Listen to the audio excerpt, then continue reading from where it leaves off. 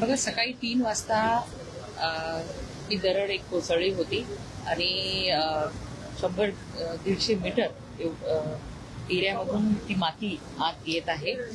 जी आपण जे पाऊस पडतो डोंगरावरती त्याचा पाण्याचा प्रवाह बदलण्यासाठी जी प्रोटेक्टिंग वॉल केली होती ती वॉल ब्रेक झालेली आहे आणि त्या ठिकाणी कुठलीही जीवितहानी झालेली नाही. 4 वाजता सर्व मीडिया आणि सर्व माध्यमांमधून की या ठिकाणी ट्रॅफिक जाम होऊ शकते ह्या सूचना दिल्या होत्या. त्यामुळे प्रवासी सतर्क होते आणि आपण IIT पवई सोबत ह्या जे माती कशा प्रकारे घसरू शकते ह्याच्यासाठी ते कन्सल्टंट म्हणून नेमलेले IIT पवईची टीम लवकरच त्या ठिकाणी पोहोचत आहे आणि आता बऱ्यापैकी जे दरड वगैरे कोसळल्या होत्या त्या आपण क्लिअर केलेल्या आहेत आणि जुन्या घाटामध्ये सुद्धा 1-2 ठिकाणी दरड कोसळल्या होत्या तिथलं सुद्धा रोड क्लिअर केलेला आहे आणि पाताळगंगा जी नदी आहे तिचं पण जी धोक्याची पातळी असते पूर रेषा ती ओलांडलेली आहे. त्यामुळे सुद्धा जरा आपण बघतोय पाऊस हा मोठ्या प्रमाणात झाल्यामुळे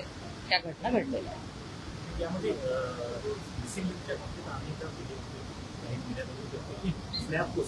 नाही स्लॅब कोसळलेला नाही. साईडनी जी माती असते ती माती तिथून वाहत आहे. स्लॅब कोसळलेला नाही.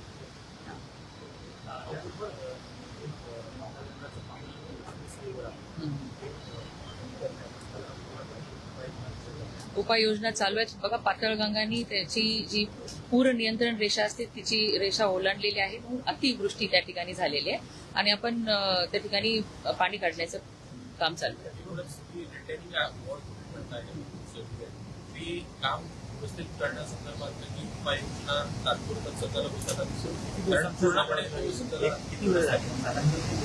नाही बघा आता पाऊस थांबल्यानंतर ती जे पाणी डायव्हर्ट करण्यासाठीची जी रिटेनिंग वॉल होती ती आता पाऊस थांबेपर्यंत आपण त्याचं काम चालू करू शकत नाही.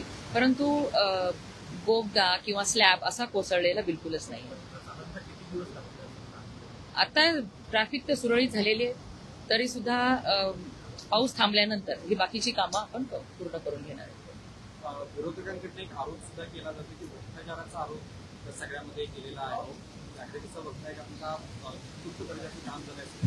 बघा विरोधकांचं नेहमी कामच असतं विरोध करणं पण इतका सुंदर पुला भारतातला सर्वात उंच असा ब्रिज आपल्या महाराष्ट्रामध्ये झालेला आहे आणि पहिला हा पावसाळा आहे त्यामुळे निसर्ग सुद्धा कशा पद्धतीने याला रिॲक्ट करतो हे आपल्याला पहिल्यांदाच बघायला मिळते. त्याच्यावर काय उपाययोजना करायला पाहिजे त्यासाठी आपण तज्ज्ञ लावलेले आहेत. त्यांच्या सूचनेनुसार त्याच्यावरती आपण उपाययोजना करणार. थँक्यू.